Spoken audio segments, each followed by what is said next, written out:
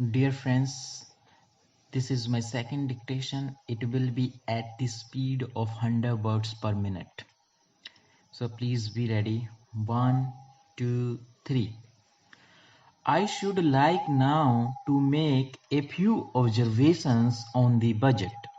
This budget marks a turning point in the history of our country. It is no use attempting, as some of my friends have done, either to deprecate the budget very strongly or to suggest that we are not witnessing a new revolution in our methods of fiscal training and technique. I want it to be quite clearly pointed out to my friends that we are now facing the lean years of Indian finance. Hitherto we had revenue surpluses which were a form of public saving and which were meant to be utilized for capital development. Hereafter, this form of revenue surplus would not be available.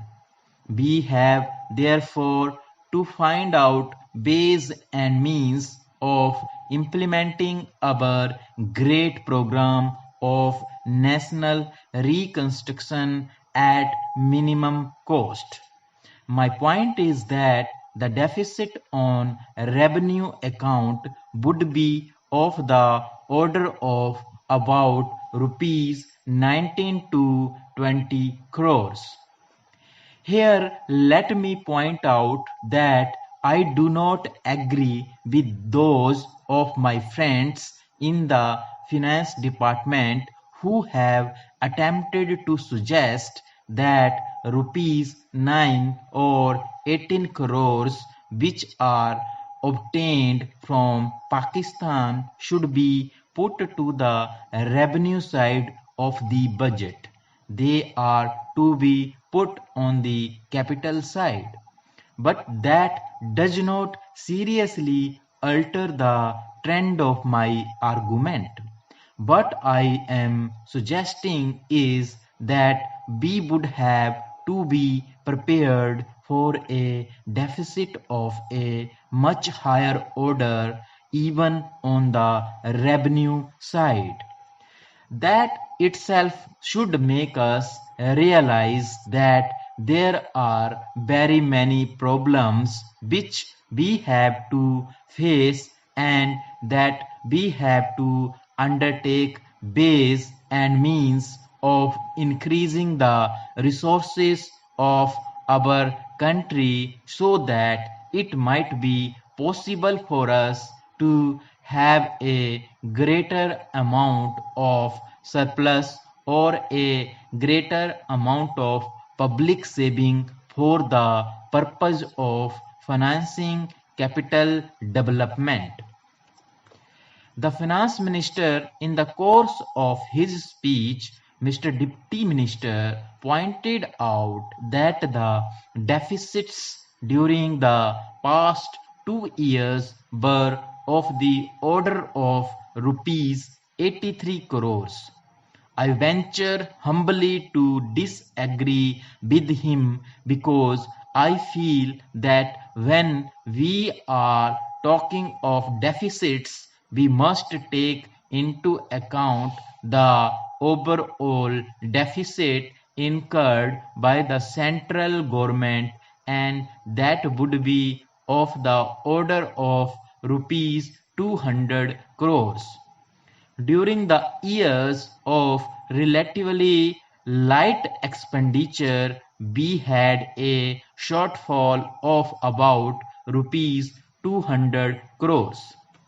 Undoubtedly, now when we are going to have a very great amount of expenditure, we might have a greater amount of deficit, and we would have to find out ways and means of trying to meet our capital expenditure.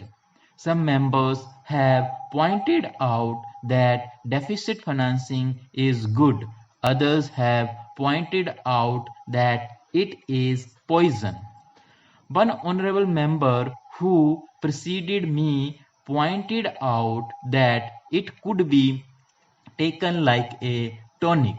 Now, I am not willing to enter into the merits of deficit financing or demerits of deficit financing in an academic spirit. The time has now come when we should face realities. I do suggest that we have to indulge in deficit financing. It would not be possible for us to indulge in capital expenditure on such a large scale.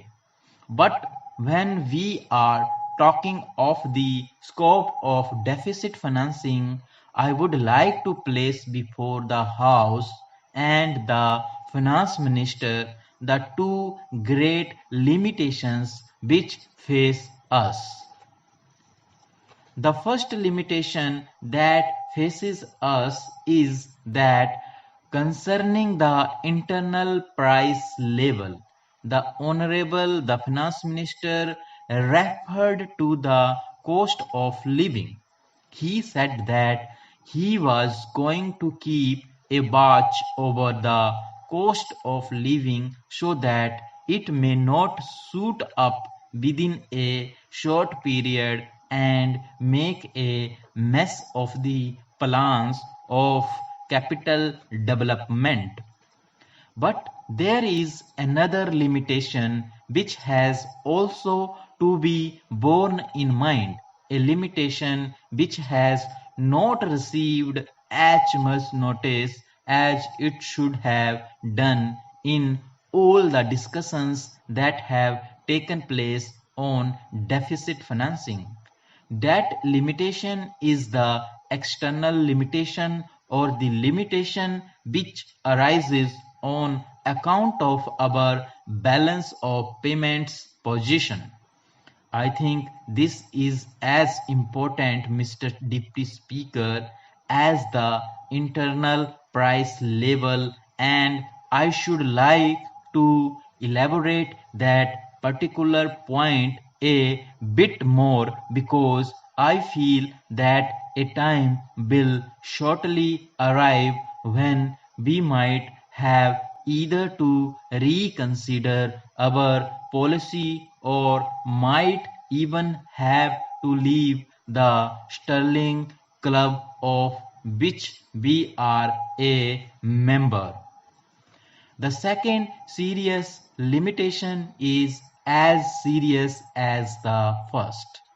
What would be the consequences of deficit financing on our balance of payments?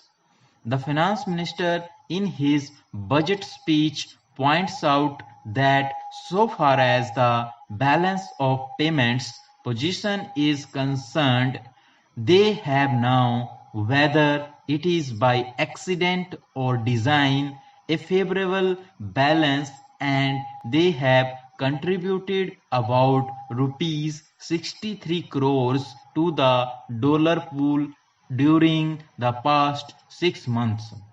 But the moment we indulge in deficit financing, we have to be prepared for worsening of our balance of payments. Thank you.